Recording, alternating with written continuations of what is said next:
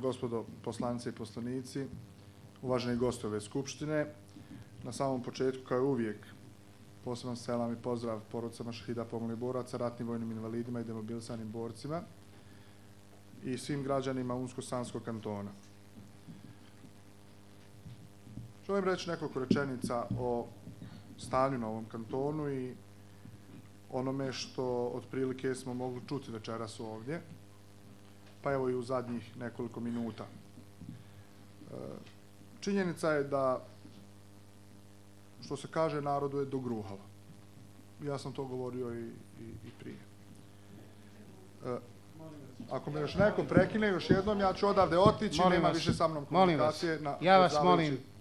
Ja vas, izvinite premijeru, ja vas molim, nemojte, molim vas. Ja sam noćas 1000 puta ponovio riječ, molim vas, s razlogom se promijenio, dojadio se samom sebi. Zašto je to tako i kako je to tako? Očigledno je da se u svim kantonima mora pronaći neko ko će ponijeti tu odgovornost i imati krivicu i za nešto što se događalo od prije 20 godina, 15 godina, 10 godina i 5 godina. Pa evo, to nije mimo išlo ni naš kanton. Veliki broj nezadovoljnih ljudi s kojima sam razgovarao i onaj dan na trgu i prije toga i ovih dana i svakodnevno.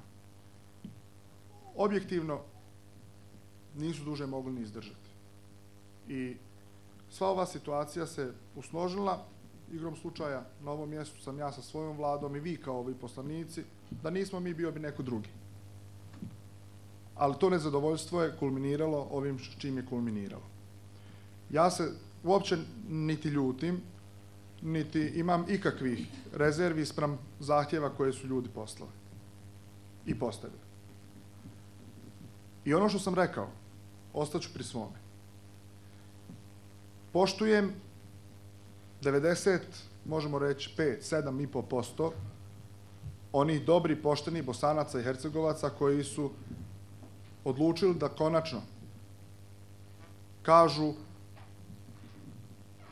da žele ovu zemlju, kako piše u njihovim zahtjevima, i u nekim boljim integracijama, i u toj Evropskoj uniji, i da imaju više posla, i da imaju više radnih mjesta, da ima bolju socijalu, bolje sutra. Naravno, i zahvaljujem im se što su dostojanstveni. Zahvaljujem im se što su se distancirali od onoga što je nekolicina uradila u njihovo ime.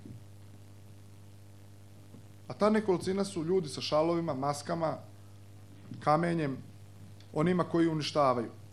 Ono što sam shvatio, ovi ljudi se distanciraju od tih ljudi. I to je dobro. Organi, institucija, sistema moraju raditi svoj posao. I nemojte stajati za oni kojima niste dali legitimitet za ono što su radili. Želim podsjetiti da je ova vlada ispunila sve svoje zakonom utvrđene obaveze prema budžetskim korisnicima. Mi smo jedina vlada u ovoj zemlji koja je isplatila decembarsku platu i decembarski topli obrok.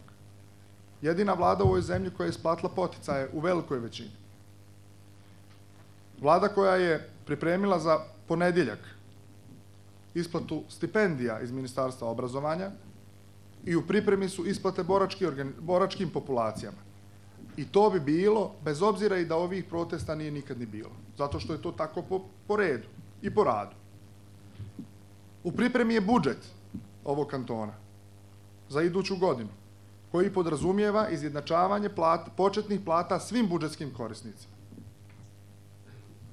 Želim da se zahvalim i vama poslanicima što ste tražili načina kako da što bolje završimo ovu priču. Želim da se zahvalim pripadnicima Ministarstva unutrašnjih poslova, komesaru gospodinu Koričiću, koji je dostojanstveno ispoštovao moju naredbu da policija neće tući prosvjednike. Jedina policija u federaciji koja nije primijenila ni minimum minimuma sile u odnosu na ovlaštenja je naša policija i smatram da je to opravdano. Žao mi je što su mnogi policajci bili kamenovani i istučeni. I to su ljudi koji rade za 750-800 maraka. I oni imaju svoju djecu i svoje porodice.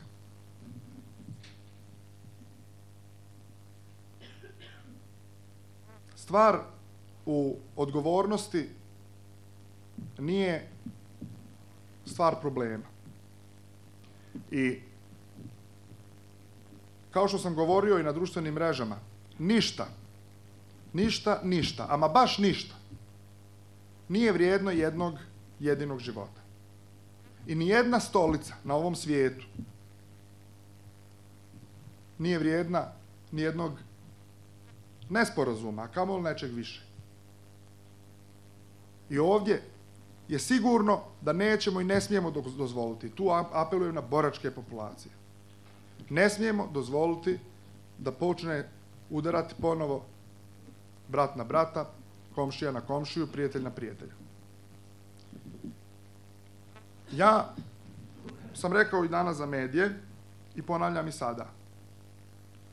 Mandat koji ću ja dati na raspolaganje ovoj skupštini, jer mi ga je ona i dala, je mandat onim ogromnom 95% građana poštenih, dobrih, nezadovoljnih.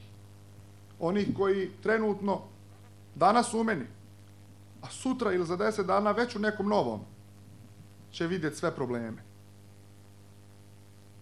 Njima daje mandat. Huliganima ne daje mandat. Kamenjašima ne daje mandat. Vandalima ne daje mandat. Pred takvima se ja ne povlačim i s takvima ne pregovaram.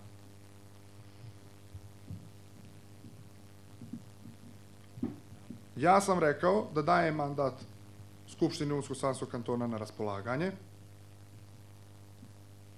i moj jedini uslov je bio, i sad je taj uslov, ako je istina da je samo to cijena, evo ja ću platiti tu cijenu, ali tražim od organizatora, ovo je bio jedini moj uslov da građani znaju da dam mandat na raspolaganje, da poslije večeras nema namišljanja drugih ostavki, da nema haosa sutra u Cazinu, da nema paljenja zgrade najavljene u Cazinu sutra, da nema traženja ostavke od načelnika Galijaševića, da nema traženja ostavke od načelnika Halitovića, od načelnika Sanskog mosta, da nema više sjedenja i padanja na pamet kome kod koga će tražiti ostavku. Shvatam, to me upoznao i policijski komesar, da su ovdje organizatori potpisali na neki način i garantuju da više haosa na ovom kantonu neće biti. I to je razlog zašto plaćam ovu cijenu. Obavljat ću poziciju u skladu sa Ustavom i zakonom dok se ne imenuje nova vlada, kada ćemo uraditi primopredaju. Zašto? Zato što sutra treba platiti račune za elektroprivredu, za struju, treba plaćati priprema plata za plate budžetskih korisnika i iz prostog razloga zato što neću pristati da se ide u haos. Jesmo li svi dobili sve? Nismo. Ali jesmo li svi dobili ponešto? Jesmo. Da sam bio egoista i gledao samo sebe, ja bih prvi dan, kao i drugi kantonalni premijeri, podvili rep i dali ostavku i otišli. Ja sam u ovom gradu bio u ratu, kao dijete.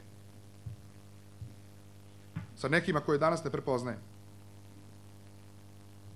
Bio sam cijelo vrijeme ovdje, ostaću ovdje do kraja i apeliram na jednu široku frontu, na široki patriotski blok.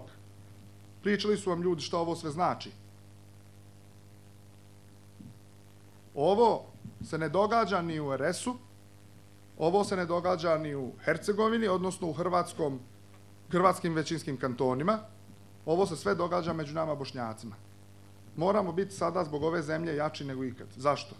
Zato što svi upiru prstom i hoće reći da mi ne možemo funkcionisati kao država i da smo mi tome krivi. Neka živi Bosna i Hercegovina, neka je vječni rahmet svim bosanskim šehidima koji su dali krv za ovu zemlju, ratnim vojnim invalidima, svima koji su na bilo koji način doprinijeli da ova zemlja bude u avnojevskim granicama, da bude ono što jeste. Kao što sam rekao, moj mandat vam je na raspolaganju, vama kao predstavnicima Skupštine i velikoj većini poštenih ljudi. Možete uraditi s njim šta god hoćete, ali vas molim, ne dozvolite haos na ovom kantonu. Hvala vam lijepo. Zahvaljujem.